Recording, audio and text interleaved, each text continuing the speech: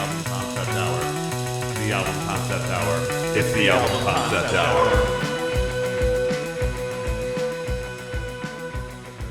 Yes, we are getting into it. So, everybody, welcome to the album concept hour. I am your host, as always, Brad LeBaron, and today we have two of our co-hosts. First, we have what was your name from Middleton over there? Oh, that's Okay, you froze. You froze right as you were about to say your name. Well, that's supposed to be Johnny Aker, but he has frozen, and I hope that he will get out of the meeting and jump back into it. It's Reese. There we go. We got you back. And Oh, you guys froze on me. don't worry. I introduced you. It's fine. Now, the other co-host we have today is what's your name again? David Gallagher. Dave Coulier. That's right. He's the guy that I've worked with for many years. And we also have a very special guest today. She is the reason for my existence. It is my mother, Pamela Siemens. How are you, Mom? I'm doing pretty good. How are you, son? I'm doing pretty good. Thanks for being on the podcast. I Sure. really appreciate you taking the time and doing this late at night. Yeah, it's pretty late for me. Yeah, a little behind the curtain. We do this like 7:30 onward, so Yeah. you know, Correct. sometimes it gets a little late, and we're gonna try to get this one in an hour and a half, guys. All right, that's the goal Okay. today. Let's do this. But Make no So- promises. today we have my mom here because this is John's pick for this episode. He picked the album Alanis Morissette's Jagged Little Pill, and we have my mom on this as well because when I was very young, she was a single mom. And this was an album that she jammed to quite a bit. So it's a real formative album for me. And I know my Your mom. formative years. Yes, like literally, you know. Coincidentally, it Yeah. was your Jagged Little Pill. It was, yeah, you know. It taught me some important truths, you know. And you know, looking back, my first like real feminist like icon that I was aware of, you know, like I think it was like what 4 or 5, those ages. Mm-hmm. The memories. That would have been about right. Memories foggy. Because you're a couple years older than me, and I would have been like a baby Yeah. when this was out. Like 95, Baby John. 96. Mm-hmm. Baby John. Correct. Wait, when's the first time you heard this, John? Well, okay, so just like with the Long Road, the Dixie Chicks album, this is another one that is inspired by my sister, actually. Mhm. Because just like how Millennium was the first album I bought, the Backstreet Boys album, this was the first album that my sister went out and bought. Okay. And actually, kind of a cool side thought on it is she went and bought this album because she wanted to rock so hard like Alanis. She went out and bought a pair of drumsticks. Huh. And that's actually like means a lot to my childhood because there's a picture. Like we both have watched that movie, That Thing You Do, correct? Oh yeah, of course. So that movie had a Great lot movie. of effect on me when I was a kid. There is actually Mhm. a picture of me with my dad, and he's got like a broom in his hand as like a guitar, and I have Yeah. like shades on, and I'm sitting like with one of like a footstool with those drumsticks, Oh, yeah. like Mhm. like doing this, like looking up at the camera, you know, like Uh-huh. I'm like 3, 4 years or 4 years old, 5 years old tops, something like that, you know. Yeah. So yeah. this actually has like a lot of weird connections for me that like I didn't even Okay. realize. So yeah, you got it pretty early on too. I guess I was actually 7, which I mean I should know that because I. So can do again, I would math. have been like 4 years old. You know? It came out in '95, so there's no possible way that I heard it when I was 4 or 5. Yeah, correct. So probably I guess 6 or 7 because I mean technically I could have been 6, But then actually too, another connection here, like how you were when we did that the Fleetwood Mac episode, how you said when you first like listened to that album full on, you were like, huh, I didn't realize all these songs I'd heard just because hearing them and listening to them, that they were all from the same album. And this is actually kind of like, for me, that same effect, because I've heard all these Alanis songs for years due to like from, you know, radio, from the Pandora stations I've listened to recently in the last couple of years, like at work, stuff like that. Yeah. And when I actually like took the time to look at and listen to this album, all of a sudden I was like, wow. Yeah, no. All these hits were on the same one. There's a lot of hits on wow. this one. There's like a good this is a powerful album. 6 hits on this, maybe. Yes, correct. It is officially 6, and like 5 of them are like in the cultural Redicon. Yeah. That people listen to, love, and talk about. Well, and just and that's just fantastic. And just to put this into like perspective for each of us, like, Mom, what was your first experience with this album? Like, when did you first hear it? Well, I got it in 1995, I guess. It just came out. Mark recommended it. Either he recommended it or he bought it for me. Yeah. And, I was dating a guy from Los Angeles. He was a sound designer. Yeah. And he would, suggest good music. Yeah, he had a really, really great taste in just music. Yes, he did. And books. He brought my attention to Shel Silverstein. Is that right? Yeah, he got me Where the Sidewalk Ends for Christmas one year. Nice. It was awesome. It was a really impactful book for me. Yeah. He's a great guy. Yeah. No, he was a really, really, really great dude. Rest in peace. He passed away a little while ago. But we'll always remember, all the great times we had with them in the 90s, and this album is, part of that, Yeah, it is. It's part of that time period. Yeah. Yeah, and so for me, I guess I was framing it a little wrong because I was 7, so you were like still in that like single mom mode, but like you were dating, you know what I mean? Just to clarify. Yeah. But like, you were, living on your own, and like, you didn't have like this album totally would have partner spoke to in her, house, so yeah. You're coming out of a long marriage too. So this is probably, not to, hit the nail on the head, but this is probably very important for you at that time. You know what I mean? It's very like, I am over whatever happened before, and I'm ready for new horizons and stuff. So, well, I was mad, I think, at probably a lot of things. Yeah. At the time. Good album to listen to when you're mad. Yeah. I don't know how much I should share. I probably shouldn't share so much.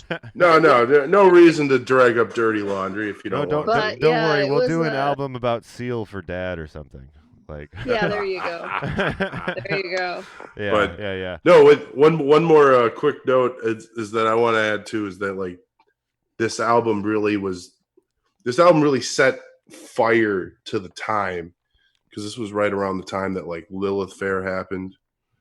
And that was just like a bunch of like women acts going around the country, like rocking people's faces off the same way festivals have done. But it was like strictly pretty much women type bands, Wow, really? I've never heard of this. Yeah. Actually. Oh yeah. No. Yeah. It was a whole thing. Like right in the mid '90s, right at this time. Okay. And like it. Well, I was gonna say it was like the kind of. I always see this as it was a movement, a second like a recreation, I guess, of like strong, empowered female figures. Yes. There was plenty from the '80s in music and in everything. Like women were, but in the '90s when they kind of it was a different when they took that grunge spirit and threw it into everything. That's kind of what created Lilith Fair. And a lot of women artists like went on that tour and they caught fire too, and like it was a really good time. Yeah, there was hard-edged woman artist. There was a lot of really great like female artists on the radio when I was growing up. I really liked that. That not only just women on the radio, but women on the radio being able to express themselves however they felt like it, However they chose to. rather than how like the music industry exec wanted them to sound or something. You know what I mean? Yep. What about you, Dave? You said that Dave, yeah, seriously, Dave, Yeah. you said you really loved this album. and you were saying before that this you were what, 14 or 15 when this came out? 15. 15. Oh, this is a great 15 when it perspective album we got here. I always love So, your just perspective starting in high because you school. were in the grunge period. I'm always jealous. Go on. No, I mean, like, as far as also like the popular stuff, I mean, this came out, was also like the Weezer Blue album dropped, like all kind of within the same time of period. Okay. Melancholy from Smashing Pumpkins. Oh, There's just a lot great of album, by the way. good stuff that were just like week after week, month after month, just a wave of just really really good music. That does And sound this was like just great. in that mix. for It high was just always school. being played. Yeah, that sounds perfect. Like in your formative years to have at your disposal. You know. It's just really good music playing all the time. Yeah. Because I feel like my high school time is like a little questionable in music because like We were poppier. yeah The stuff like, we were listening to, no matter what you got, no matter how hard the edge was, it was a little softer. yeah, I like that little last hurrah of alternative, you know, Mhm. the 90s. That's kind of what it was, to be honest with you. Yeah. Before The death rattle of alternative music. yeah, Yes. yeah, exactly. And then we figured out we can do everything with computers, including natural sounds, and we're just like That's Let's a just topic make- for another podcast. yeah, right, we should find the I could go on for but- 60 minutes about why that's not a thing. No matter But how hard you guys try, you can't seem to get any better than the 70s.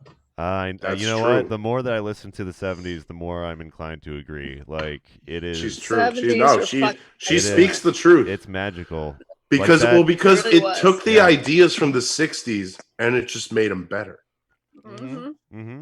You know, That you was didn't, you great. didn't lose anything from the 60s. You just had them a little bit, but it was overall, it was such a great time. And there were so many styles of music.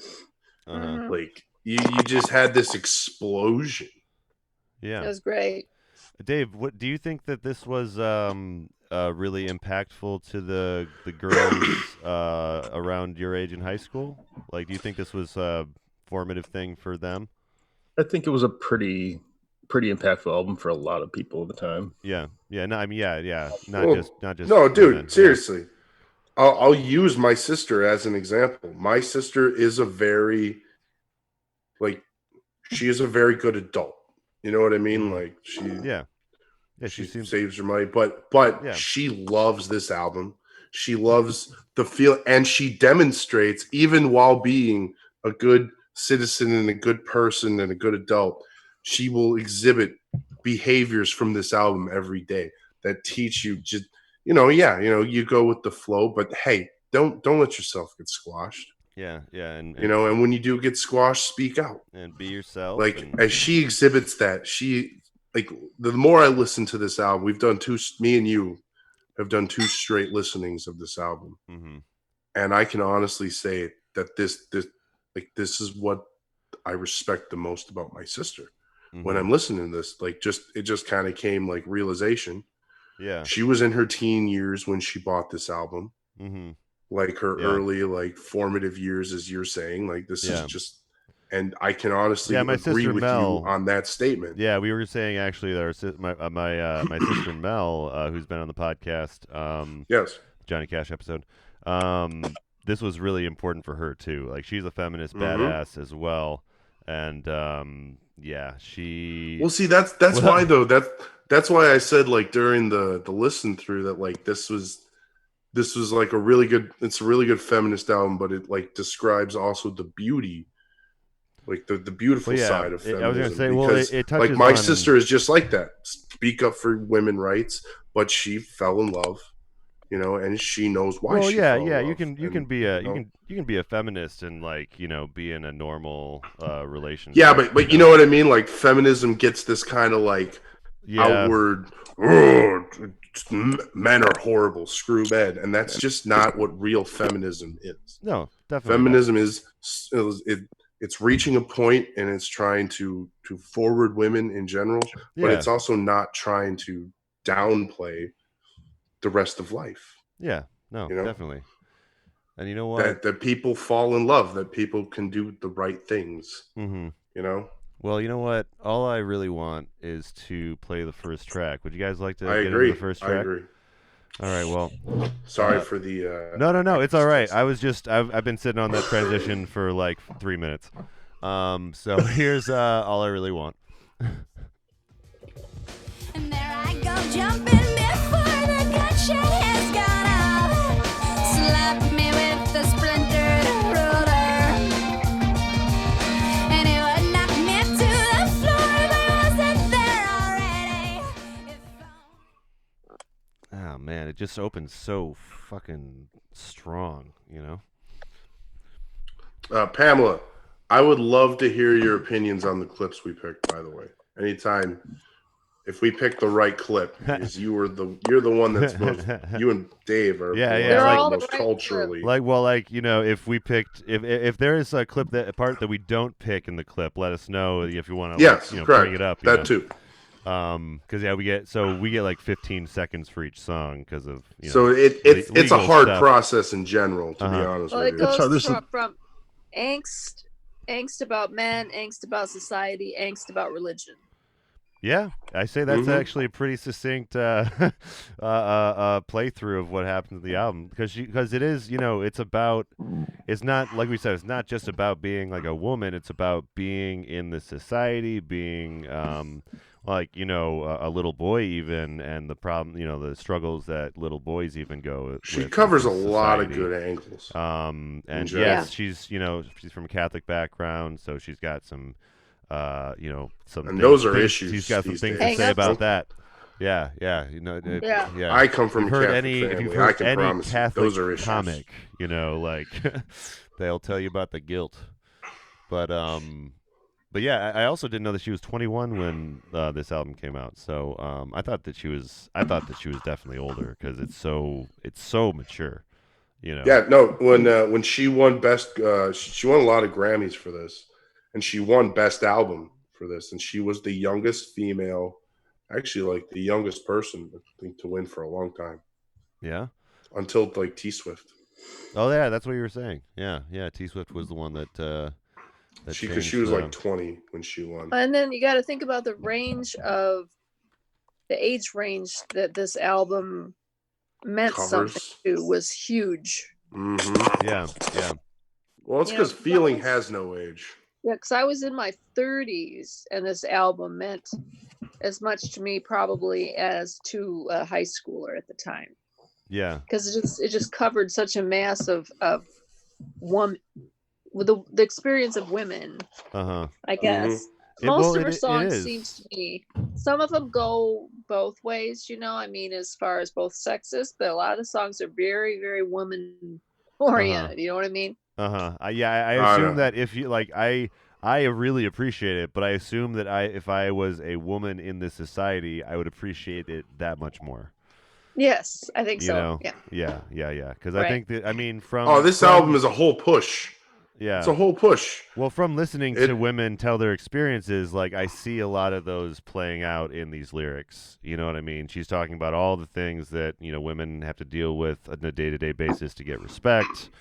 And to be taken seriously, especially back then, the pre-Me Too movement. This is like when they were, there's a rise of strong females, but they weren't like still allowed to be who they wanted to be in public. You know what I mean? So it was a turning point that was not quite where it is now. It's still not where it's not where it should be still, but men still basically rule the world. Women are trying, but in the long run, when you eat dinner at night, who ends up cleaning it up? Yeah, and that's still the case, even when women are even working. in a feminist household. It's just almost always this feeling that it's our job.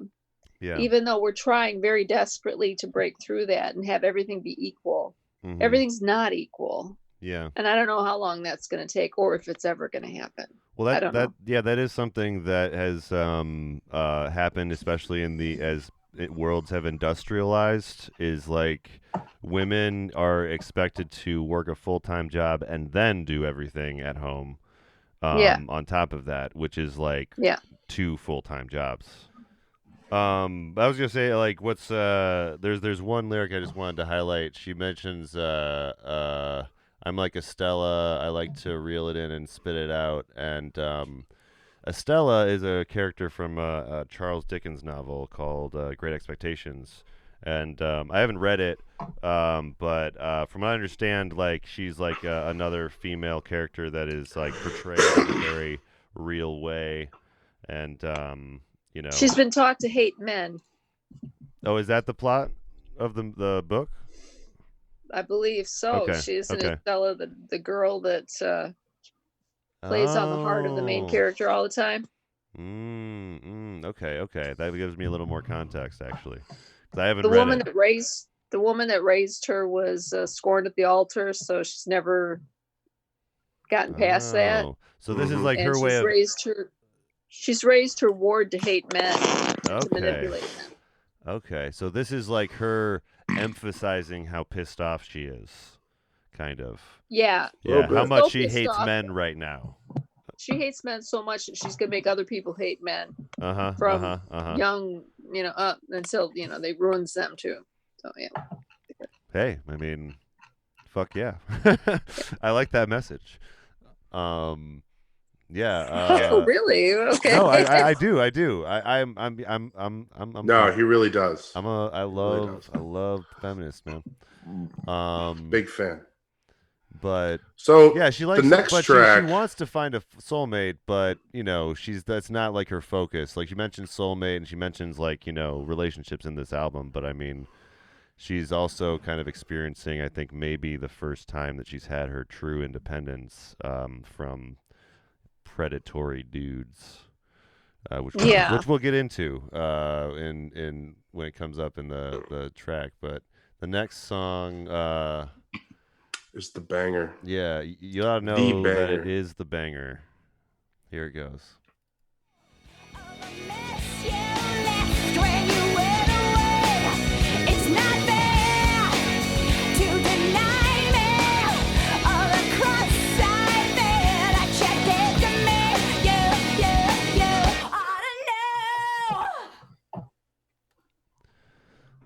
Yeah, we went with the chorus for that one. Yeah. But, yeah. So, Mom, does this one bring back memories or thoughts? This one? Well, because I was gonna say this one is like one of the most pointed. It was this was the one. I'm not asking you to call out your shots or anything, but like I have to think that this is probably one that really like brought out a lot of emotions, right? It didn't resonate personally as like a personal experience at all. Not to me. No? It was more just a man. I'm sorry, man, not man hating, but like basically asking or not asking, but saying, this is what we were supposed to be and this is what we are, and I hate you, and like doesn't treat you as good as I do. And I think that it's a lot of there's a lot of the man in her life telling her that it's going to be a certain way, and then when they're together, it not being that way. You know what I mean? Joey was kind of like dick. The switcheroo, where like you start dating someone because they're cool on the surface, and then get to know them a little bit, and then like you realize that they just kind of wanted to bang. Yeah, but I mean, this song is a breakup song. Yeah, well, absolutely. Well, this is the one. Is this the one with going down in the theater? Leisure for Another Woman. Okay, so this is one about Dave Coulier, right? This is the one about Dave Coulier. And coincidentally enough, famously about Dave Coulier. Did you know that, Mom? And it's got Wait, Flea. Mom, did you know about this? This story? No. Oh. I mean, it might be Hollywood lore, but I mean, this is something that a lot of people joke about, that it's like she's talking about Dave Coulier in that specific Uncle line. Joey from Full House. Yeah. Well, they started dating when she was like 17 or 18. Yeah, the sources I could find said that I think they just said we're pretty sure they didn't start having sex till she was 18, but it's like very vague on that one. Oh wow! So weird. I know. I did look into Uncle it. Joey. I know. I did look into it because of the other thing that happens in this later in this album. Oh yeah, So yeah, it's she has a really a rough history with men trying to take advantage of her at a young age. You know, because I mean the year difference was I think 15 years between her and Dave Coulier. So I mean, something like that. It looks like She liked older dudes. Or older dudes liked her. You know. That works both ways. Yeah. Well, I was gonna say. I mean, that was the case in the with the Canadian record label that is in the So in a future track she talks about this, but a Canadian record label guy dated her when she was 14. And there's a song about all of how messed up that was and why that was messed up, and especially where the hell were her parents? What? Where were her parents at?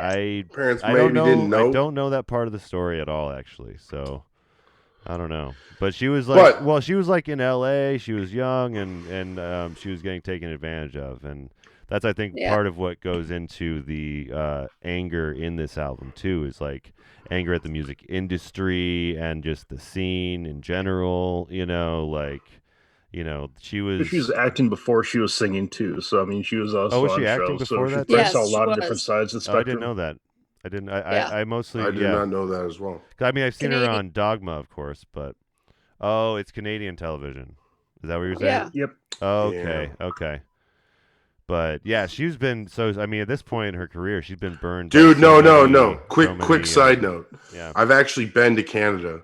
I went there in my freshman year of college. I've been there too, but I was a baby, so I don't remember. But like I went in my freshman year of college, and I was like staying in the hotel room, and I like put on like music television or something like that, and it was like a country music station, but like for Canada.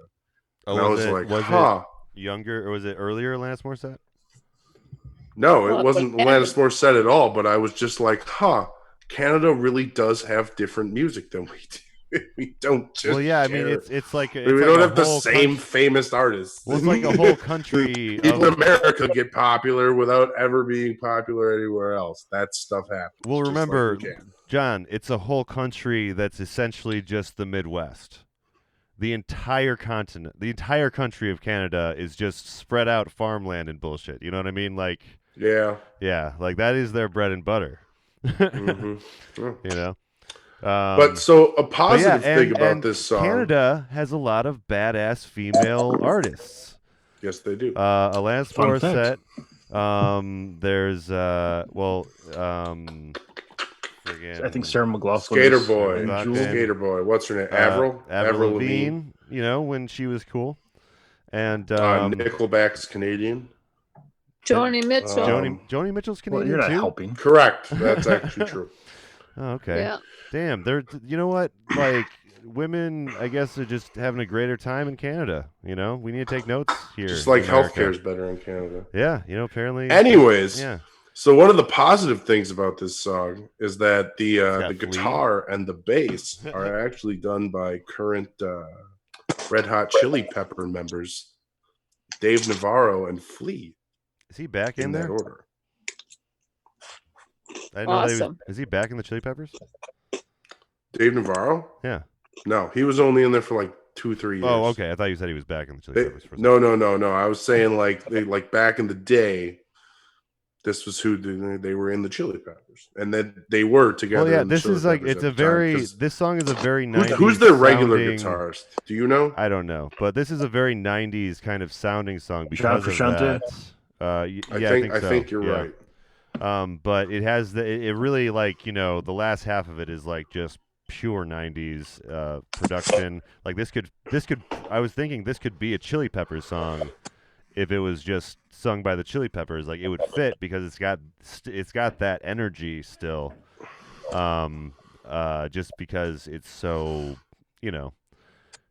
But yeah, I don't know. This is I was just gonna mention that the pre-chorus kind of reminds me of like TLC a little bit. Like there's like she kind of raps a little bit in this song. Did you guys notice that? Well, she definitely speaks fast. Yeah, kind of like a rhythmic way, you know. Yeah, I just really. Yeah, no, she definitely has some moments. Yeah. She has some moments in this whole album. Like she really just divides this whole album out. Well, like the next song, like has a lot of like soft moments. You know, she goes from this angry thing to this perfect song right here.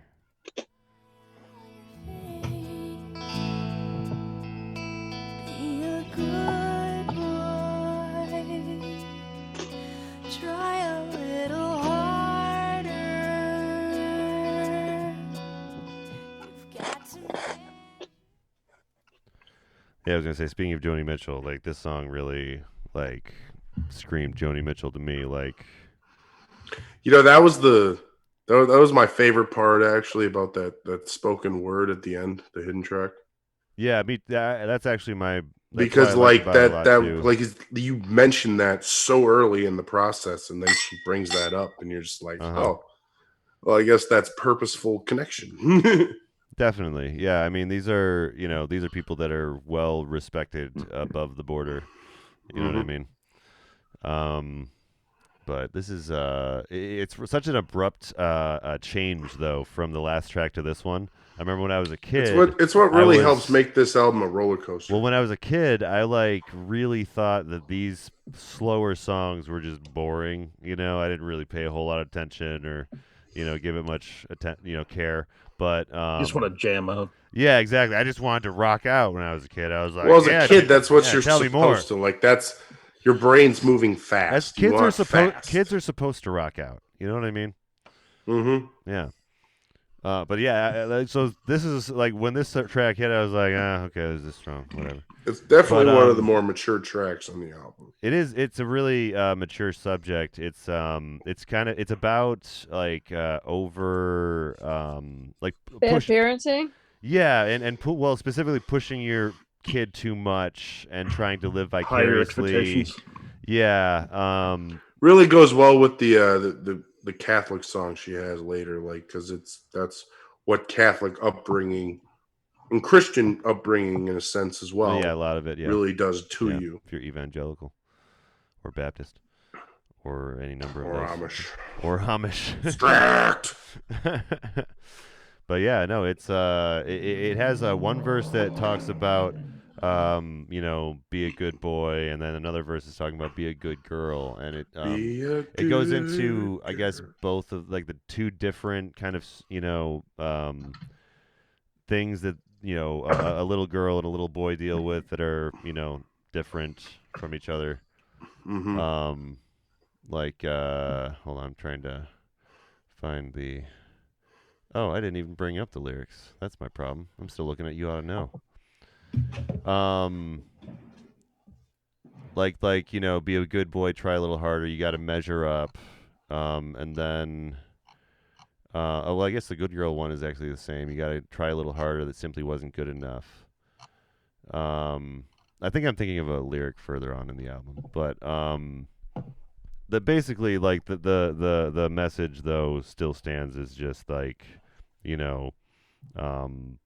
this is not good for parenting. This is not good for your relationship with your kid, and it wasn't good for her apparently. I'm assuming she's speaking from experience, but we don't know about what her parent situation is, as we've mentioned. It could have been somebody else's experience too that she's writing about. Mm-hmm. Did she write the song? Like in Mary Jane, I think, is about a unnamed person that she's thinking about. But yeah, no, this could be like a story that like she's kind of expounding on that's from a friend of hers or something. Sure, doesn't have to mean that her parents were shitheads or anything. Yeah, but it's a really universal message though. Yeah, everyone can. Yes, it is. Relate because it's really a lesson to trying to like live through your kids. Mm-hmm. you really shouldn't try and live through your kids. Yeah, you should let them. Like encourage your kids. Yes. Yeah. Be there for your kids. Yes. Teach your kids right from wrong. Yes, but like Elton John said, butterflies are free to fly away. Mm-hmm. Mm-hmm. That song's been stuck in my head since we did that episode, by the way. But yeah, this is fly away, bye. Yep, that's been stuck in my head since we did Brown Dirt Cowboy. Oh my god, that album is just so good. I can listen to it. Anyways, on the note of another good album, I was gonna say we have one of the next another track. one of the bangers. Yeah. This is I can't think of a transition for this, but this is Hand in My Pocket.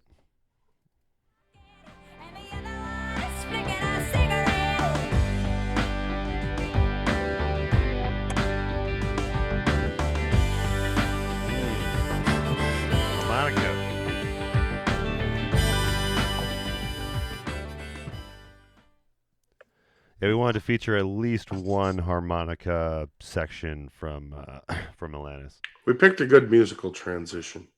Yeah, especially for the song. Yeah, if you've listened to a few episodes, you'll notice we're fans of those transitions. It's the best of both worlds.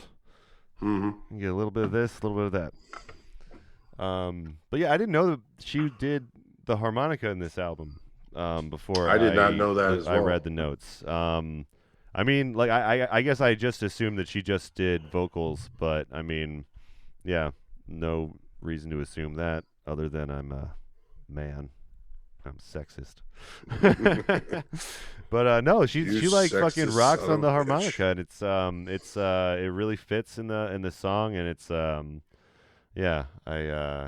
she does it, I think, like maybe 3 times in the album or something, but I'm sure that was like really fun to see live, see her actually like. Did you ever see her live, Mom? Oh, no. No? How about you, Dave? Did you ever see Alanis Morissette live? Did she do a lot of live stuff? Nope. Okay. I honestly don't. I mean, some artists, how much she played. Some artists don't really do a lot of live, so I mean, it's possible that it's not really something that she does. So I'm not. I was raising a bunch of kids. I didn't have any time to go to concert. Actually, yes. Screw that up, Brad. Thinking back, for the money. Yeah, you had way to go, Brad. Very little time to do that. What I like about this song is that despite the fact that there's a song called Ironic later, this is actually kind of the more ironic song. Well, actually it is. Look at the lyrics, man. I'm broke, but I'm happy. Not so much ironic as 2 sides of every option you can make, kind of. All right. It's the real quarter. I get John's point, though. It seems to be closer to irony than some of the things in the ironic. I mean, on some of these, you can engage and disengage. You can have basically just 2 options to an emotion you can have to any object. Yeah, mm-hmm. I think some of the things are context things. Like some things are ironic because of context. I don't know. No, that's where I was coming from. Yeah. But we'll talk about irony later. I mean, that's a whole song. But I like the message in this song, though. It's like, your whatever's going on in your life, like there's always a flip side, or trying to look at the flip side and trying to, see the brighter things. And just in such a relaxed way too, is what I like. Is like she's so. This song is totally. She's so relaxed. Cool about it. She's like, yeah, I'm living life. I'm a cool motherfucker. Mm-hmm. Yeah. And what it all comes down to is everything's gonna be quite all right. It's a great message. Correct. Yeah. Mm-hmm. So it's like the first. And I love the line. What was it? I'm sad, but I'm laughing. I'm brave, but I'm chicken shit. That's the best line in the song. Yeah, I do like. I'm brave, but I'm chicken shit. She does that in every song. She puts a nice little emphasis. On 1 or 2 lines in every song, and I love it when she does it. Yeah, she's got a real jazzy. Because it's always a significant line. Mm-hmm. Like she knew in the recording process, she knew what she was doing. Yeah. Oh, shout out to Terry Neal. I know he's an old manager of mine. Was a big fan of this song in particular. BK. But yeah, it's just it's a. Was this which single was this? Do you guys remember which order of? Like number 3 or 4. Yeah. Okay. Like maybe you get all the angry stuff and then you release this chill Hold one. on here. For me, it was kind of a blur. I don't remember like one being after another. I just remember like them all being played at all the time. Yeah, that's pretty. Actually, this was number 2. It's an album where songs you couldn't escape. You ought to know. You ought to know was number 1. Hand in My Pocket was number 2. Ironic was number 3. Okay. You Learn was number 4. Okay. Head Over Feet was number 5. Okay. And All I Really Want was number 6. Jesus, they might as well have just put the whole album on the radio. They should have. But this next song, I guess you got to make choices. I was about to say this next song though is talking about what we were talking about earlier about her dating the record exec at 14 years old, and it's called "Right Through You." Oh, hello, Mr. Man. You didn't think I'd come back. You didn't think I'd show up with my army and this ammunition on my back. Now that I'm Miss Fame, now that I'm a zillion. I love that she's just rubbing it in his face too in this line. And what I love about this song is that, like, I gotta believe they thought it was gonna be a hit, but I don't think they knew, like, because I don't believe most people don't know that it's ever gonna be that big. Well, I was gonna say, like, this brings up something I was curious about. So was this something that was like known that she had been through this, or like is that something that was only known to like the Hollywood people that are in the know? You know what I mean? Like, did everyone know that she was in this like pedophilic relationship? Is what I'm asking, I guess, or was this like not news? I would assume that not a lot of people knew. Okay, because it's I'm assuming that. Dave? I mean, like post Me Too, you know, it seems very like, you know, prescient, and like it would, like if it came out right now, it would be given all that attention for that. Oh, absolutely. You know what I mean? This is a predecessor song as far as I'm concerned. Yeah. Calling out just men in power that are willing to abuse that power just to. Well, it's a Harvey Weinstein song, but it was that many years ago yet. Yeah. It was way before people were willing to take it seriously and put it on a big, you know, put it on blast. Right. I mean, this stuff has been going on since the beginning of time against women. It's definitely. And in some countries too, besides our own, I think that you might find women respected a little bit more. I think that our women in this country, of course, in a lot of other countries, are put down as well. Yeah. But okay. I mean, I know it's kind of a similar trait throughout most countries. But what's weird in the United States is we claim to be very forward on feminism, but then when it comes to actually treating a woman like a normal human being, we don't follow through with that. You know? The album concept hour. Other tracks, but sure. Yeah, this is track 6, and it is called "Forgiven." You know how us Catholic girls can be.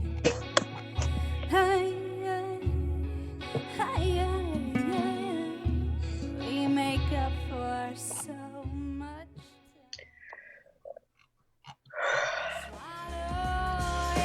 Ignore that. So yeah, we picked the intro of that song.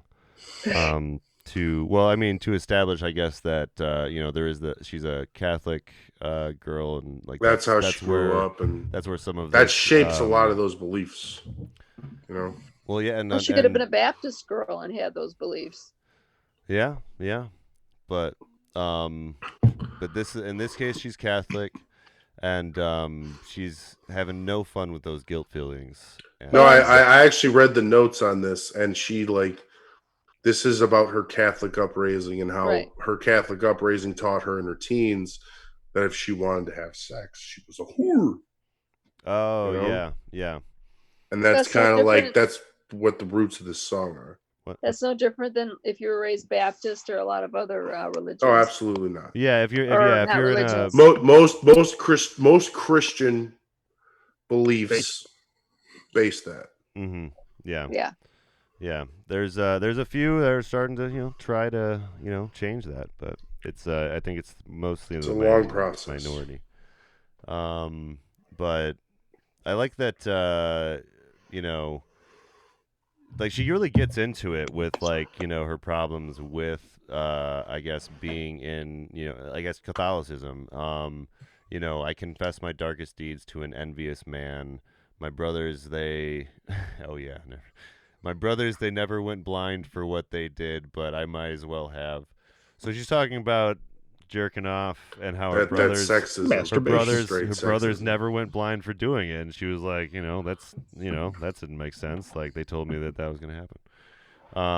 But yeah, she's like, and she says, in the name of the Father, the skeptic, and the Son, I had one more stupid question. So I get, it's kind of her, I guess, also showing like that, she probably heard this a lot, asking questions in church, like, "Oh, that's a stupid question," and that's something that women hear in workplace environments a lot still, more so than men. By the way, any anti-feminists listening to this are gonna be really pissed, but this is Alanis Morissette, so get the fuck out. But yeah, no, it's It is. It's a pretty straightforward song. Yeah, this one is much more like you said before, Mom, about her. This is the section about her faith and her struggles with that, and her thoughts about that, and unpacking it. So, what is her faith now? Anybody know? I'm assuming nothing, but she was God in Dogma, so apparently she's pretty up there. She's what? She's God in Dogma. Have you ever seen Dogma? You haven't seen Dogma? She's in Dogma? She's in Dogma. She plays God. She is? Yeah. She loves skee-ball. Son of a bitch. Alanis Morissette? Alanis Morissette. I forget that. She doesn't. Okay. She has no speaking point or speaking. Yeah, oh yeah, that's right. She doesn't. She just kind of walks up and just kind of like boops. Was it J on the nose or? Yep. Yeah. So like she's got high praise from a lot of people. Like she was literally God in Kevin Smith's movie. So yeah, I always thought that was one of the greatest. That makes choices. sense that Kevin Smith would do that though. Oh yeah, he was Kevin real Smith, 90s. Well, he loves badass females too. You know what I mean? He was all about absolutely. 90s feminists and stuff. All right. Hey, Bo She's Ditz. a Buddhist. This has the. Says she's She's a Buddhist now. She loosely adheres to Buddhism. Okay. Yeah, I mean Buddhism. It's pretty easy to loosely adhere to it. Yeah. Peace out. But hey, Bo Ditz. What? Before we get into what I like to call the bulk of the album, because there's like 3 hits within the next 4 tunes. I was gonna say break, right? I need a piss break. Yeah. We're gonna take a little break. Mom, did you want to? Are you taking off the second half? Probably. Is that okay? That's fine. But before we leave though, we always like to ask everyone that comes in, what have you been listening to lately? What have you been jamming on lately, Mom? Oh wow. Jody Messina. Okay. Oh, nice. All right. I don't know who that is, but I'll check it out. She's a country artist. Okay. Yeah, I've been listening to her some. I like a lot of different genres, so I've been listening to her. Yeah, she does. Like okay. Okay, what? Like My Give a Damn's Busted, great song. Okay. She's been listening to a lot of country. Nice. Well, cool. Yeah, I've been listening to her, but lots of different things. I listen to a lot of 70s. Yeah, no, Mom's got a really eclectic taste. She's got all sorts of stuff on her iPod. Her and Tom are always listening to some great stuff at the family gatherings. So we try. Yeah. Oh yeah. It's always jamming when we go back to Mom and Tom's house. Well, I'm sorry I couldn't have talk. If you can stick around for 5 minutes, I'll be back in 5 minutes. Well, I mean, it's 10:20. I mean, it's fine, Mom. It's cool. All right. But thanks for joining us. I really work appreciate from it. home, but I do work tomorrow. So. Yep. Well, thanks for Gotta participating. Get some sleep. Yeah, thank you so much for being on. Anytime. Yeah. If you want to have any other kind of talks, whatever, let me know. Well, I do still need to do my episode of Hero Worship with you, so at some point. Oh, okay. We need to do that. That sounds awesome. I think that teaser. You should do a podcast about the songs in people's lives that they can identify as groundbreaking songs for their life and decisions in their lives. Okay. Because I'd be down for that podcast, Brad. Yeah. Yeah, because like we go through periods and we listen to a certain, like I went through, like even with Phantom of the Night, was an amazingly during when I became from Christianity to agnosticism. Back, how impactful certain songs are to somebody's life. Yeah. And journey. I agree. Anyway, I mean, yeah. I was gonna say I have a couple music podcasts. Maybe that'll be my thing. Music podcast. All right, I'd love it. Yeah, that'd be great. Well, thanks for joining us, everyone, for the first half. We will be right back with more the album concept. Hey everyone, this is Grant Summerlin, and you're listening to the Album Concept Hour. Welcome back to the Album Concept Hour. We are on the second half of Alanis Morissette's Jagged Little Pill. And my mom has left. She is going to sleep. She has to work. And we're going to continue on this journey here. So the next track... Oh, the next track is nice. You learn. Oh, this is the best chunk of the album. The next four songs. This is a nice... I'm pretty sure this is side B, right? I don't know. Correct.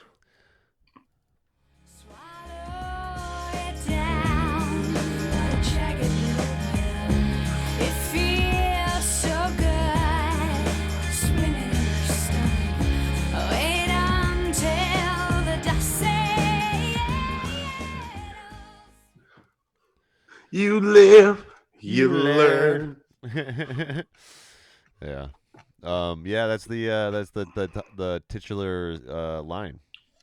Yes. Yeah, and it's in parentheses. It's like it's a pre-chorus line in parentheses that ends up being the No, it definitely makes you feel like they came up with the name of the album in like production of it, like they're doing it and they're like producing the songs and editing, and she's like, Jagged Little Pill. That's what we should call the album. Yeah, well, I mean, it does really represent. I mean, because she's saying like, swallow it down, what a jagged little pill, and she's talking about like, again, I think like the hardships of life. It's almost like the pill you can't swallow. Yeah, I think that's what she's referring to. Without referring to it, because yes. It was a thing much years later. Yes, our generation type shit. Yeah. Well, I mean, I think that phrase has been around. No, absolutely. But this is our generation's version. It's of that phrase. Mm-hmm. Yeah. But yeah, it's got a line where she's like, "I recommend getting your heart trampled on to anyone. I recommend walking around naked in your living room. See, I recommend you bite off more than you can chew. I recommend you put your foot in your mouth at any time." See, this is again what I'm saying. Like when I say that this album is like the positive side of feminism, because it's like, well, or like try. Okay, that's not what I mean. Like I know that's not what you mean. It's just go on. It really is like, oh yeah, dude, this is you have to put yourself out there. You have to put yourself out there. Sometimes you have to get stomped on. Try and be happy. But yes. Yeah. But just because you get your heart stomped on doesn't mean you have to like look at that negatively. And it means you look at it in a positive light and you move on. Well, and it also, I like that it's like kind of saying in a way like, be weird and be faulty and be someone absolutely that people aren't be yourself. Be yourself essentially. Yeah. which is a good message for anyone and something that women especially needed from this. What's great about this is she doesn't put any gender lines on it.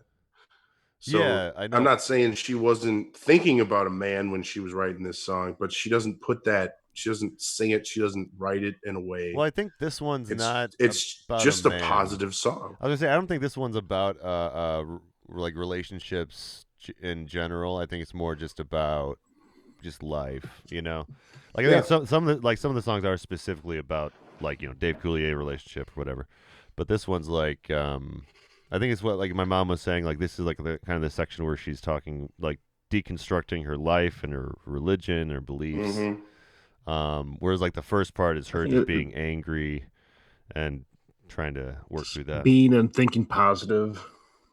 Yeah, and trying to not allow yourself to be taken down by the. Don't let things. the experience bring you down. Yeah. Or if you get knocked down, learn from it, learn from a mistake, and turn it around, and just keep going. Yeah, learn from that one band in the '90s. If you get knocked down, you get back up again, and never let it bring you down. You get back down, and then you get up again. I messed up the lyrics. You guys know what I'm talking about. I do. I'll get knocked down. I'll get up again. Tub Thumping. Yes. Good song. Look it up. Yes, that's the name of it. I have no idea what the name of it was. It is Tub Thumping.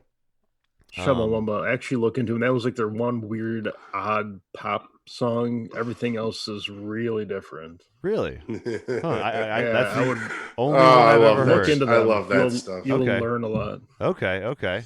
Oh, I really will check that out because I mean that's a fantastic tune on its own, and I'm sure that they have. You might shock yourself. Okay. Is it like funk or something? Like what kind of genre are we dealing with here? Just check it out. Okay, I'll check it out. It's it's a lot of things. It's a lot of things. All right. But yeah, so this song, it's pretty self-explanatory. The lyrics are pretty straightforward. Like, you live, you learn.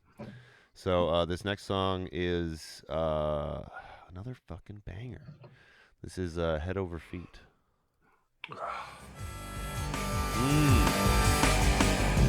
You're the best listener that I've ever met. You're my best friend with benefits. Yeah, so she's like, you made me. She's like we were saying before this clip though, like she's like in a point where she's getting to the positive. She's getting through it, and she's getting to a place where she can. Well, I mean, and she's found someone apparently that has like been able to show her that real respect. The kind of love she never knew she wanted. What were you gonna say, Dave? Sorry, I thought I heard you say something. Just on a keypad. But it's such a real. It's a really like the line that we chose is has always been one of my favorites. But you're the best listener that I've ever met. You're the best friend with benefits. I've never felt this healthy before. Is like a really real line. Like something you don't hear. I don't know that it phrased song, that way. I always feel like this song like shaped the women of my generation. I think, even if they didn't know it, because like this is what women in my generation have always like strived to find, but they strive to find it in the way that Alanis found it. Well, yeah, there's like a whole slew of like women artists. I've already mentioned Michelle Branch, but there's also Tegan and Sarah. There's a few tracks of their first couple albums sound like almost just like Alanis Morissette. Obviously Avril Lavigne had to have had some Alanis Morissette in her upbringing, Both Canadian, by the way. Yeah, I was gonna say if you're Canadian, you pretty much got to know all the Canadian stars. I'm assuming, you know what I mean. They probably all have like a list, like a call sheet of all Canadian entertainment. I'm people. willing to bet Alanis Morissette is in that top 10 to 20 They do a national treasure. They do mention Correct. it in that show Letterkenny. They joke about that a few times apparently.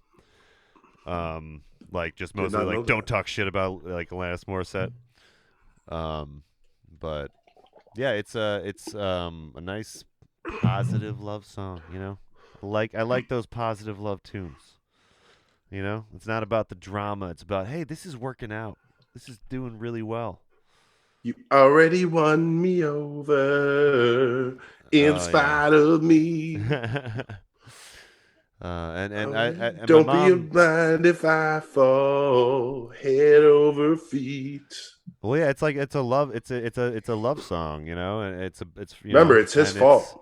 And I was gonna say that's one of my mom's favorite or lines. whoever. She's not if here. If you're in a whatever relationship, it's their Yeah. fault. Well, but she's not here anymore. They made you. That's one of the ones that my mom mentioned. Like, you know, I couldn't help it. It's all your fault. It's like a kind of like tongue in cheek of way of saying like, but you know, she says it in such a good way because you don't feel negative about it. Well, at all. It's like, oh, you suck. Like you forced me to grow in a positive way. Oh no. You know, it's like just it's your fault, Alanis, but it's your fault in a good way. Yeah. Very Alanis way of saying it. But yeah, it's about a fictional relationship. But I'm assuming like she drew this from probably finally when she dated someone that wasn't a shithead. Mm-hmm. Nice or caring. Looking at you, Dave Coulier, and that fucking Canadian guy. That's why she came to your house later. Yeah. Danced in your shower. Yeah, she should have fucking done more. It's probably a really nice shower. It's probably a great shower. Dave Coulier shower? You kidding me? Man, guy probably had lots of money. Especially right then. Anyways. The top of the world. So, next song. Yeah, next song is Mary Jane, and it is not about that sweet sticky icky. It is about a fictional female that she came up with for the song. Here we go. I hear you're losing weight again, Mary Jane. Do you ever wonder who you're losing it for? Well, it's fun. I think this is the one I was thinking earlier about when it was like more specifically about like women's problems. You see, though, I hear like songs like this, and it really does bring me back to like that '90s women's movement, the Lilith Fair type stuff. Yeah, like it makes sense why that stuff became, or why that music became so popular, because she helped it, she gave it this huge boost, and then when I think she was. She was part of a growing movement. You know what I mean? Yes. She was, no, absolutely. Yeah, she was. But I feel like this helped. This was like, I feel like this was part of the match that lit it on fire. Well, I think this is. And that. Well, like, I mean, we were saying earlier, like, I mean, this wasn't necessarily a Me Too movement because like people didn't know about the background stuff. But I mean, like, it was powerful. It was the next stepping stone to that. You know what I mean? Struck some chords. Yeah, and I'm sure that this is something that made a lot of people reconsider, I guess, power roles and patriarchy stuff. Oh hell, she even brings up the diseases. Yeah, I heard you lost some weight. That's clearly like. I've read the notes on this song. That is about, the anorexia, the bulimia, all that good crap. Which was really, I remember that being a much bigger deal when I was a kid. I remember that being in the news a lot, and just... It seemed like every sitcom tried to tackle it with one episode or one character as well. Yep, it was one of those... Very true. One of those touchstone subjects that, like, and I gotta thank, certain rap music videos for bringing back the idea that it's okay to be big be I like be beautiful. Big butts and I can't lie. Yeah. Other brothers can't deny. When a girl walks in with anybody wasting around thing in your face, you get sprung. But like right now, we're I mean, you know, I'm sure that bulimia is still a problem in like the model community and stuff. But I mean, it is. We've definitely taken a few steps forward in like, you know, at least there's attention on the issue. You know. Yeah. We're not perfect, as internet comments on certain subreddits will show you, but you know, some of us are trying to not be shitheads.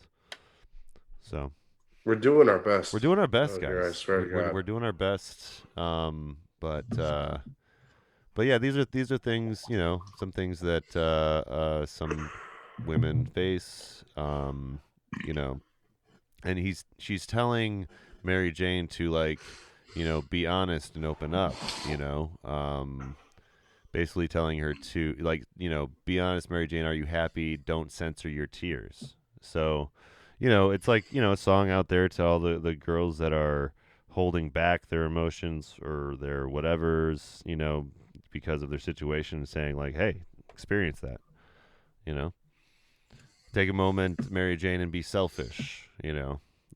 So it is really about kind of taking yours and running with it. Good positive feminist track, you know. Anyway, I'm sure you guys are itching to get to the 10th track, right? You guys itching for this song? I think John's going. Oh no, John's not ready for this song. John is like, he's like, fuck ironic. Like, I don't want anything to do with that. Shit, should we do we do it without him? It's like, it's his like favorite one. It's like a short little break here. Yeah, quick. Welcome back. We have conquered our technical difficulties, and isn't it ironic that this happened right before? It is a little ironic. This song, ironic, yeah. And here it is. Don't you think? It's like rain on your wedding day. It's a free ride when you're already paid. It's the good. Like a free ride when you've already paid, Brad. And you would have thought it figures. Yeah, good. Such a good track. Yes. So it's so like you get these nice calm verses, and then you just get to rock your head to like the. So everyone knows this song.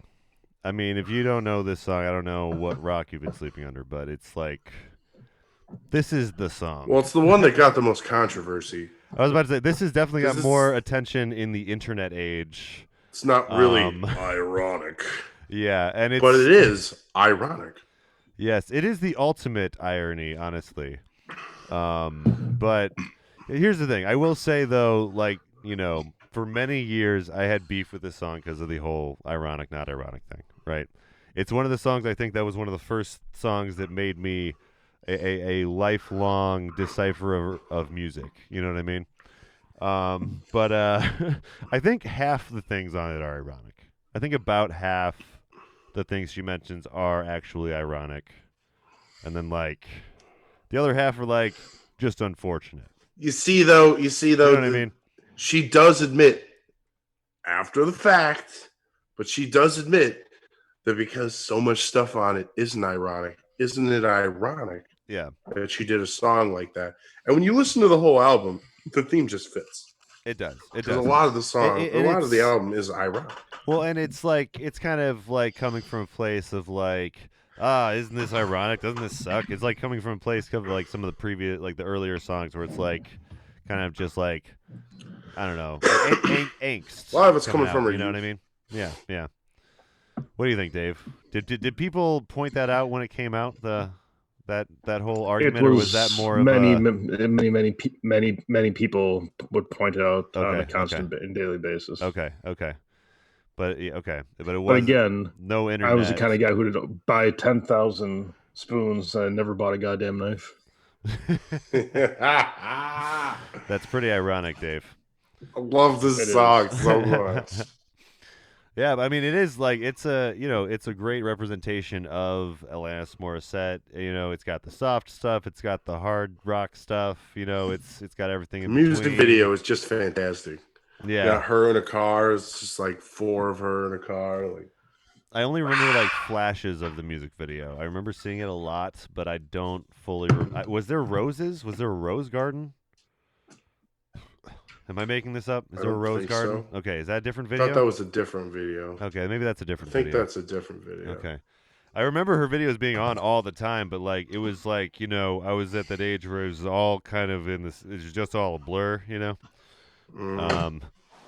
But yeah, she was fucking all over the charts. Like, I mean, she was huge when I was 7. 6 hits off one album, Brad. Yeah. That's pretty I'm great. not saying that's a record, but that's up there with good. the musical greats as far as I'm concerned. It's not bad. Yeah. But yeah, I mean, there's not. What do you guys want to say about this track? I mean, everyone, you know what I mean? It's everyone. Everyone's so familiar with this. I feel weird almost talking about it. It's one of the best, as far as I'm concerned. Yeah. Because it is my favorite track off the album, because it is my favorite track to listen to, and I love she does her verse, and then she goes, "Isn't it ironic? Don't you think?" It's like rain. It's definitely a good track, but I think. What, Dave? No, it's definitely a good track, but living through and like coming out here, and like this is the one that no matter. I mean, she had multiple singles, but hearing this everywhere. Was this like way overplayed for you? It starts almost like you begin to hate a song because the whole fact of something being overplayed can really start damaging. Like, I really don't care if I hear this anymore. I call that like critical mass with music. It reaches this critical mass. It's like The Wall. I think okay, hold on though, John, 1 second. Dave, you remember Joe from The Warehouse, Joe Plus? Oh yeah. So my theory is he hates The Wall so much because he was like that age when The Wall came out. So he had to have heard it so much on the radio that just like he couldn't even like stand hearing one like part of the song. You know what I mean? That's my theory. And that's and that's sort of like that album too, where there's a couple songs that get played way too much, and then you instantly hate the rest of the album, even though, like for me, like you could take like that track out, and I would still think it's just a great album. Yeah, exactly. Like it's just I've heard it so much, I really don't need to hear it one more time. Yeah, I try not to listen to like albums like twice in a row because of that fact. Because like even listening to an album 2 times sometimes will ruin a track for me. I just don't like the repetition stuff. You know what I mean? No, it's like my friend Nick. He always says he grew up in Milwaukee, and he always heard REM in the 90s. He's like your age, Brad. Okay. Like probably a little older, or maybe even like between you and David. And he always says that like growing up in like all he heard was REM. So REM isn't bad. And he'll listen to it, and every once in a while, he'll listen to like a streak of them, streak of the hits. Yeah. But it like Losing My Religion like really ruined. Well, I was about to say that's the difference between like me and Dave. Actually, like that's what '80s music was for me for a little while until I started to actually like kind of dive in and find out that they have a discography and not just a bunch of singles. I think that's an important point. The songs or albums you like are the ones that no one or that didn't get played or got overlooked, and you're like, "Wow, this is great! I never heard this before." And you just start diving into like bands. Yeah, that's like a nice stage that you take with bands. Like once you get past the singles and start, you get a whole new dimension of music. Cause, I get it. They did this one song, but what else do they do? Yeah, like check out the other stuff, people. Check out side B. Yeah. Don't just buy your Now That's What I Call Music and call it a day.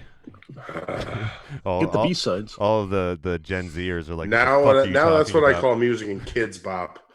Yeah. Ruined music. Now that's what I call crap. That's what I call shit. All right, this song is track 11, and it is called Not the Doctor. I don't want to live on someday when my motto is last week and I don't want to be responsible for your fractured heart and its wounded beat, and I don't want to be a substitute for the smoke you've been inhaling. Yeah, so this is about, I think, the end of relationship. Maybe. What do you guys think? Well, I really like that line that we got there. I don't want to be the smoke you're inhaling as a substitute, because it really models a lot of what the song is that I don't want to be your drug. Like, yeah, you discard, like, you use me and then you discard me. You use me and then you discard me, and that's kind of what a drug is. Well, yeah, it's like that putting a girl on a pedestal thing, you know. Mm-hmm. You push them, you put them on such a weird, like, unattainable level that they cannot ever get to because it's fictional, you know. Mm-hmm. Yeah. But what was I gonna say about this one?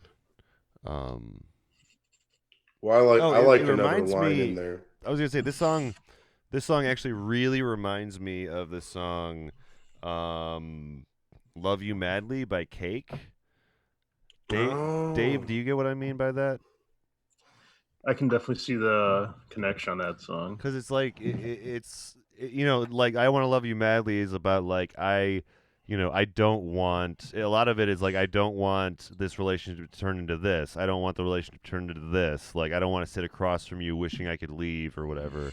And I think this is a similar kind of conversation. Like, I want to love you madly. And she's saying, like, it's I like don't the same want view from but just two different viewpoints. Yeah. It's like, I don't want this to become a toxic thing for the two of us, you know, and it will, given time, you know, and she's admitting to that. And she doesn't want to be responsible for his fractured heart and its wounded beat, because like, it's I'm assuming this is some guy that's like really panning after her after being let go, and he's not handling it well.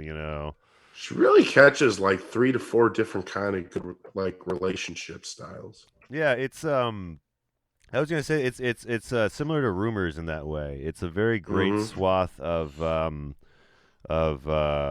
different problems that you face in an intimate relationship.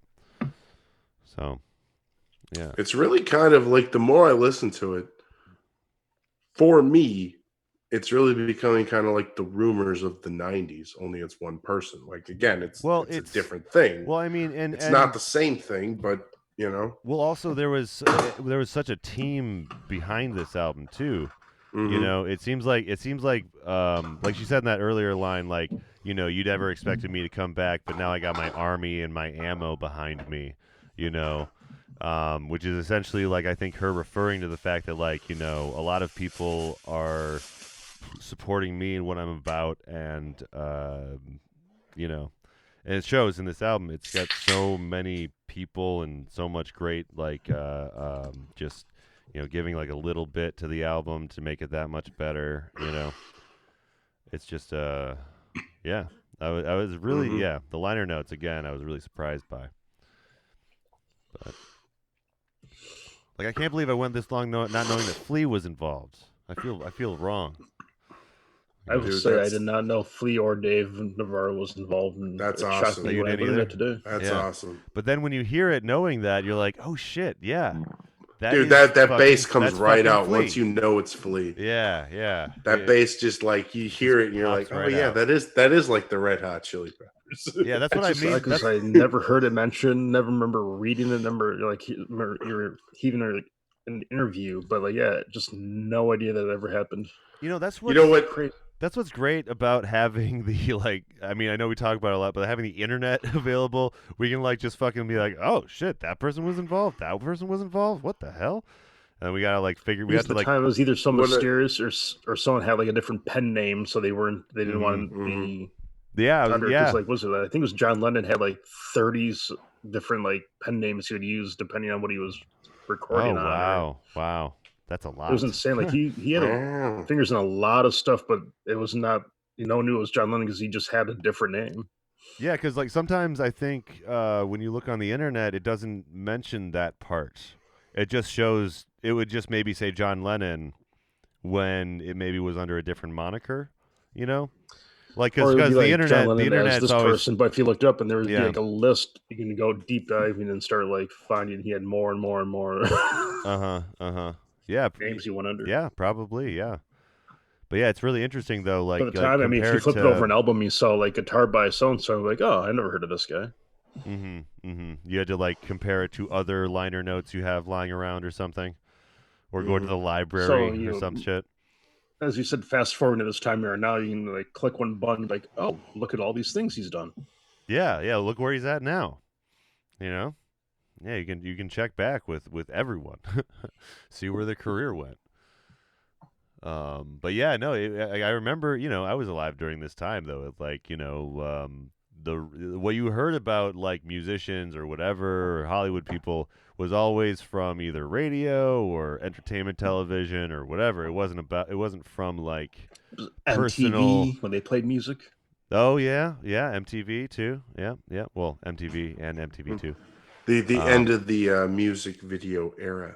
Yes, in the beginning. But also that Crash VH1 had their pop-up video, which also filled in that little gap. Pop-up video was the best. Yeah, it was. It was like Wikipedia before Wikipedia. I was a kid and I just gobbled every fucking minute of that up. I was just like, give me all the information.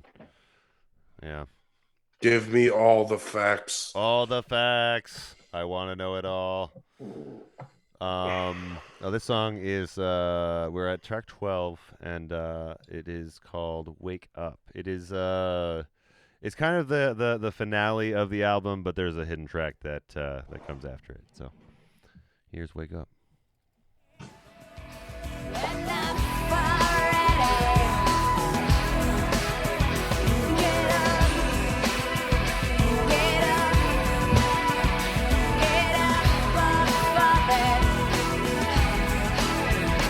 Wake up. Ah, man. Stay woke, everybody. Yeah, dude. Alanis Morissette says the original woke, But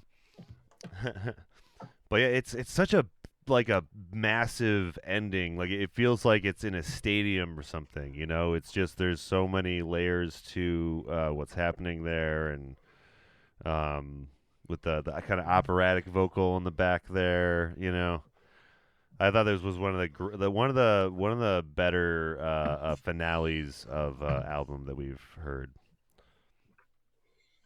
What do you guys think? Oh, absolutely. I would totally agree with that. Yeah, the whole ending really is an ending to the album. Was that, Dave?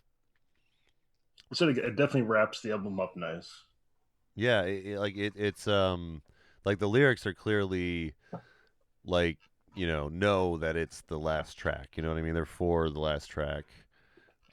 There's no love, no money, no thrill anymore. Yeah, she's kind of giving, like, the last message, like the final kind of message on top of all the kind of wisdom that she's dropped in the album.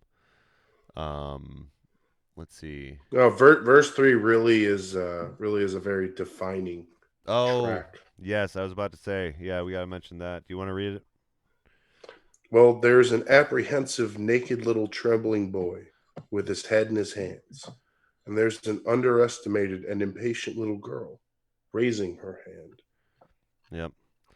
I think that's one of the most succinct kind of lines for kind of some of the things she's talking about, because it's really kind of describing what gender roles are supposed to be. Mm-hmm.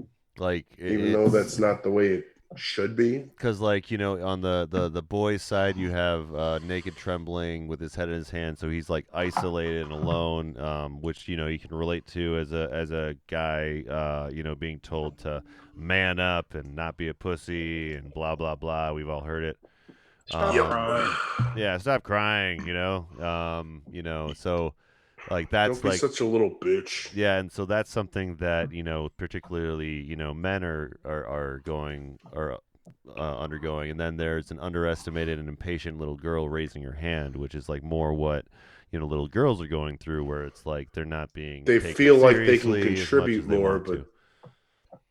Yeah, like we're living. I mean, yeah, we've definitely, you know, been living with like in the movement of a lot of you know, trying to put a lot of strong females in the spotlight, you know, like the I can't remember Gretchen Thornburg, you know what I mean? Like we got all these badass younger women that are doing stuff these days, but yeah, no, I mean, this is like something that a lot of people were struggling with, and it's yeah, it's a very good kind of American clip, I guess.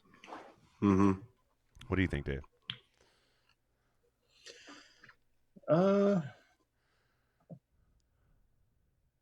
Do you think that's like a good, like? Do you think that like that line is about like particularly like boys and girls in the U.S., or is it just, you think it's more general? no, I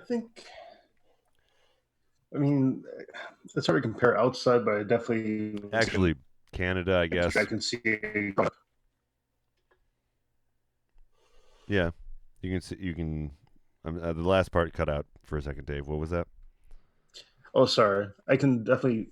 I mean, I don't know across, you know, other countries or areas, but I would say from growing up, I would say it's a fairly accurate Yeah. description. Mm-hmm. Yeah. And although she's kind of like kind of come to terms with what's, you know, with things,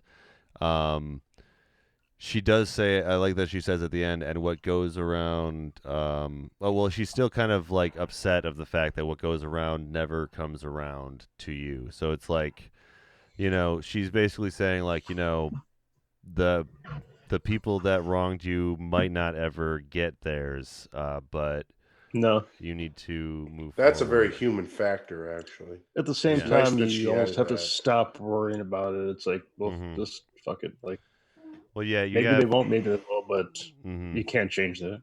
Yeah. Yeah, that's and, you being the bigger person. and that's like a choice. well, you have to, you know, at some point, whatever trauma you've been through, you have to face that trauma head on, and until you do that, it's like, you know, it's going to be like your relationships are going to struggle with that, you know, because, you know, you as much as it sucks, you got to learn how to deal with your shit if you can.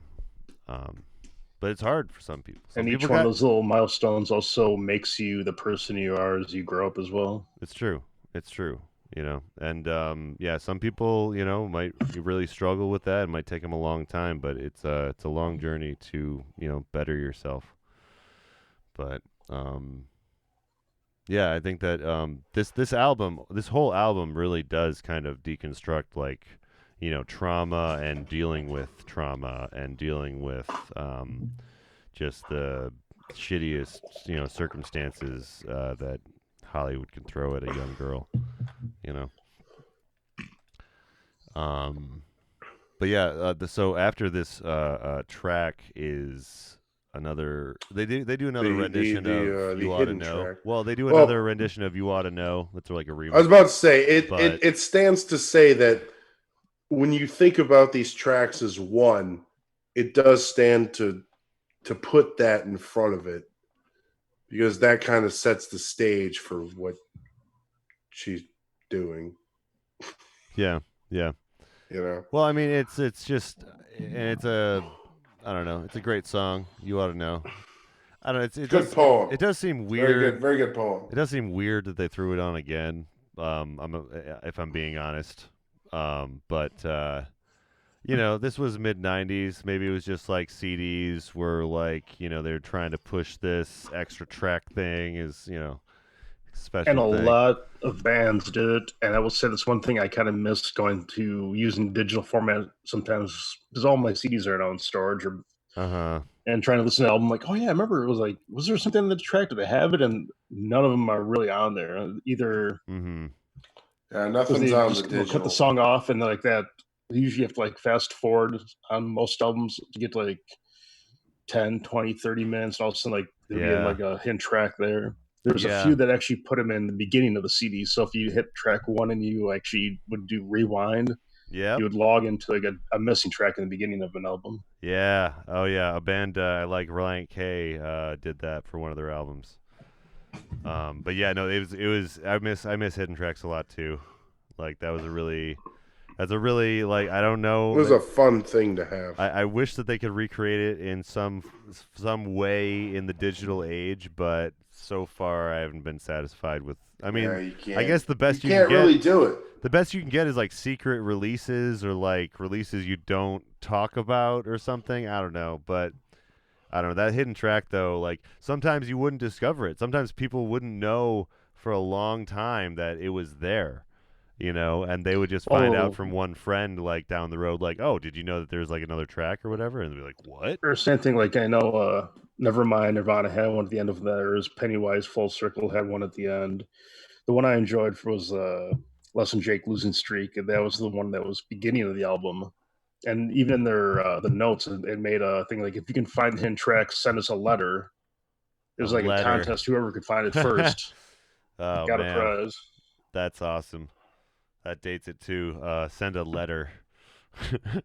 Yep.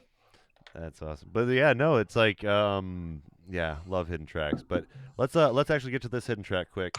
This is it's called Your House. And through your drawers and I found your cologne. Went down to the den, found your CDs. And I played your Joni and Ah, man. It's such a great acapella, I love how that brings up your Joni connection. Well, like, yeah. You thought early on, like certain songs sound, helped like bring out the Joni sound. And then at the end of this, and the secret track that's completely, her, no less. I hear your Joni. It sounds just really like the most that had an effect. Well, and like this track sounds the most like something Joni would do too. So it like true story. It's like name dropping the artist that you're emulating, kind of.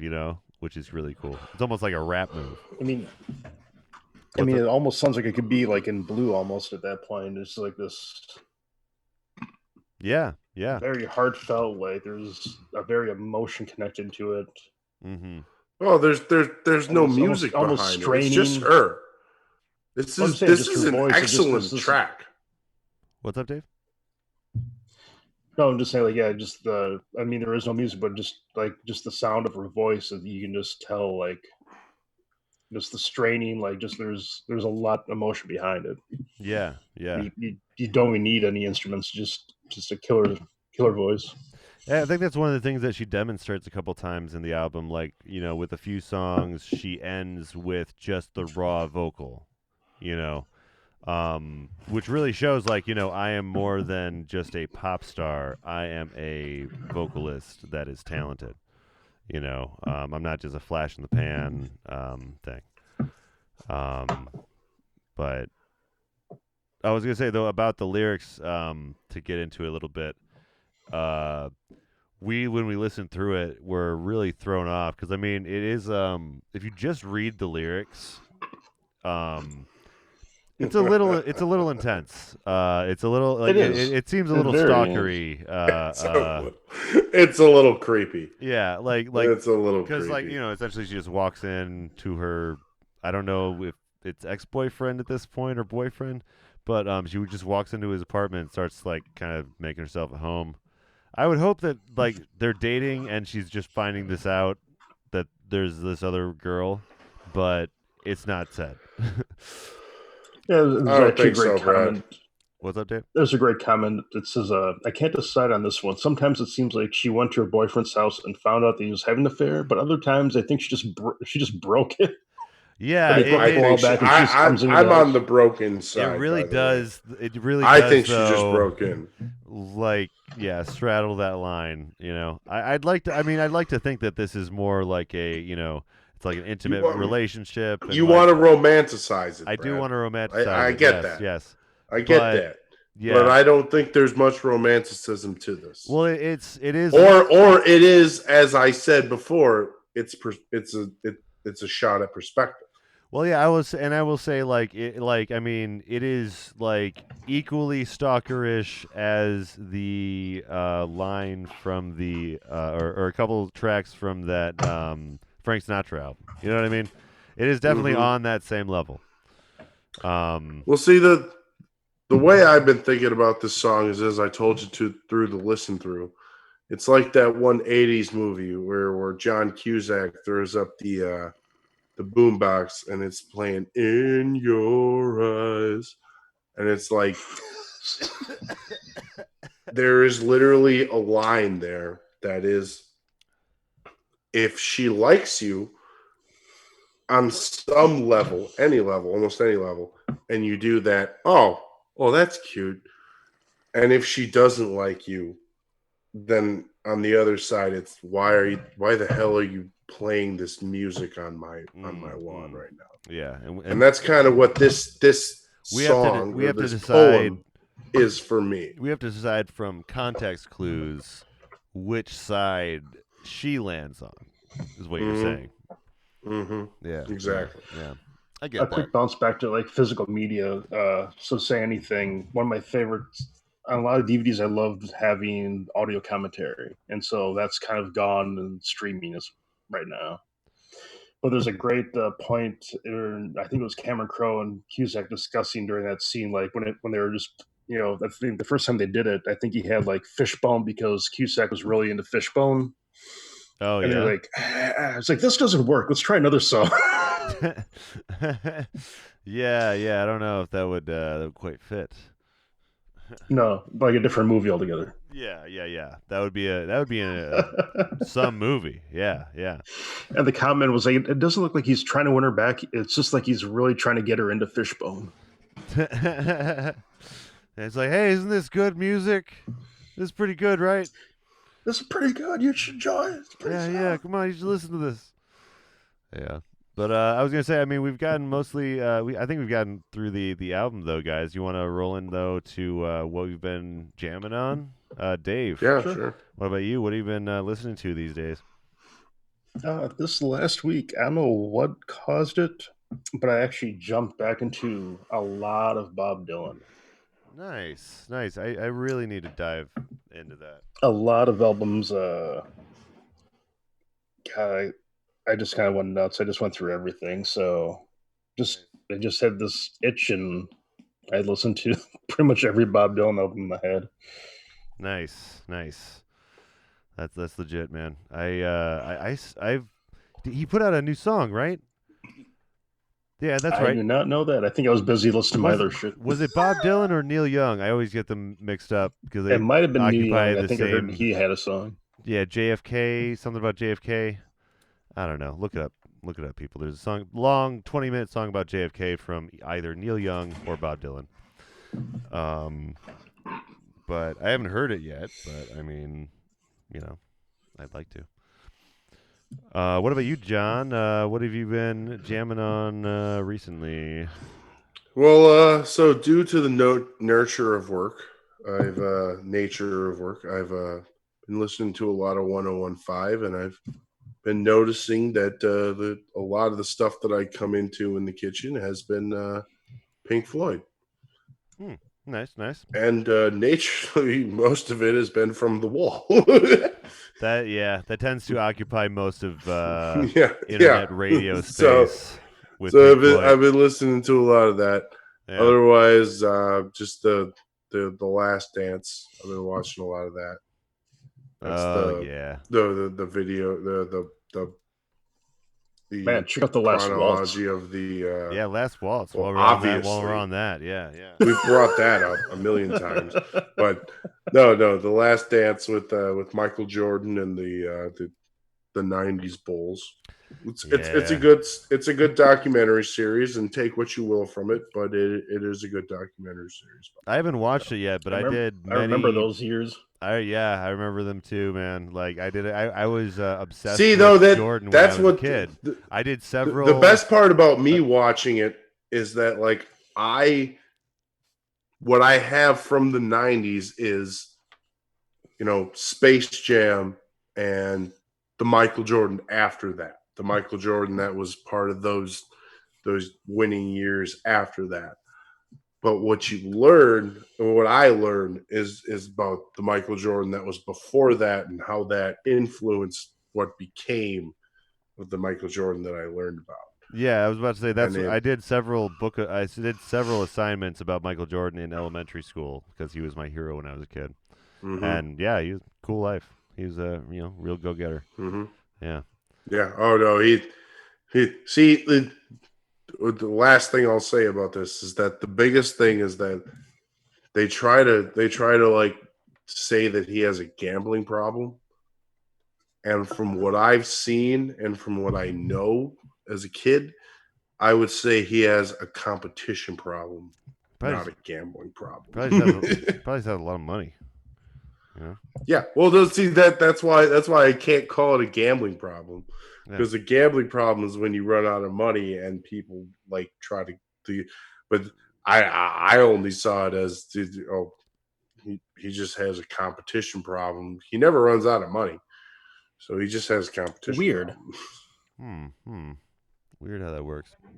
As for me, I've been listening to Elton John, "Goodbye Yellow Brick Road," and I also listened to. Great album. Oh, I mentioned the other album on the last episode. But I listened to some Bright Eyes today, too. Bright Eyes is coming out with some new music, hopefully a new album. What album did you listen to?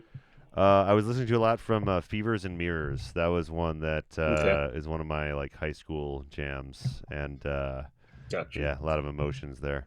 But yeah, he's coming out with a new album, it looks like. He just came out with like 2 singles on Spotify. Check him out.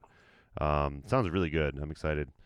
And I've also been listening to the podcast, The Reality Show.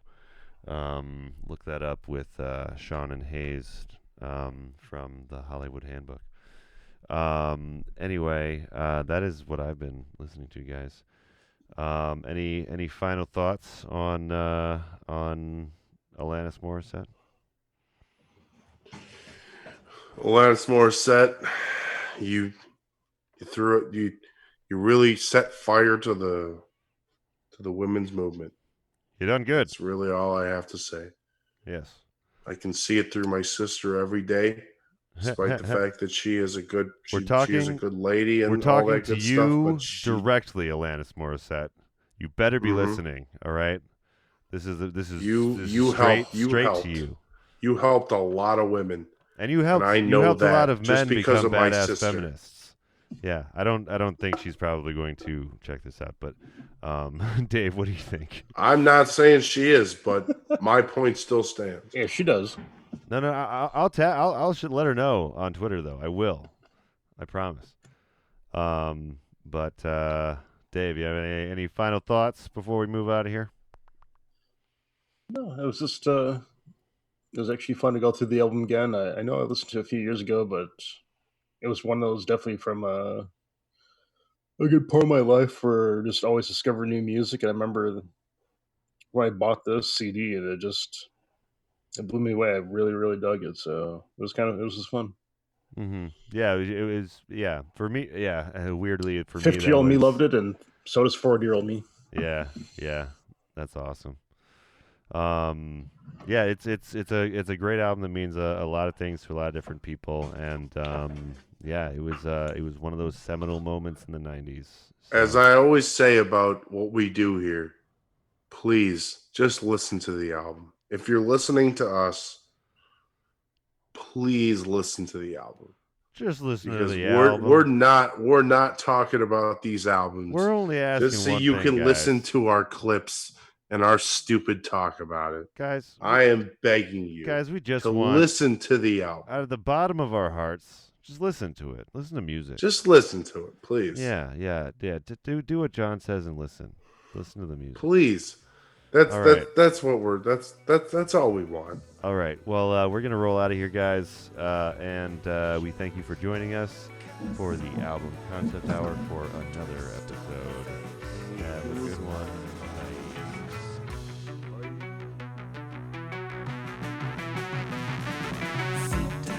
Thanks for listening.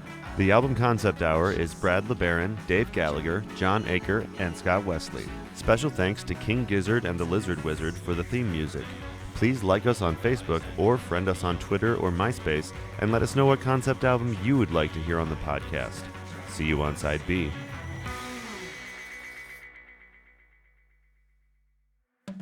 This has been a Revolver Audio production. Executive producer Brad LeBaron. For more podcasts, visit soundcloud.com/revolveraudio, or to support new content, visit ko-fi.com/revolveraudio.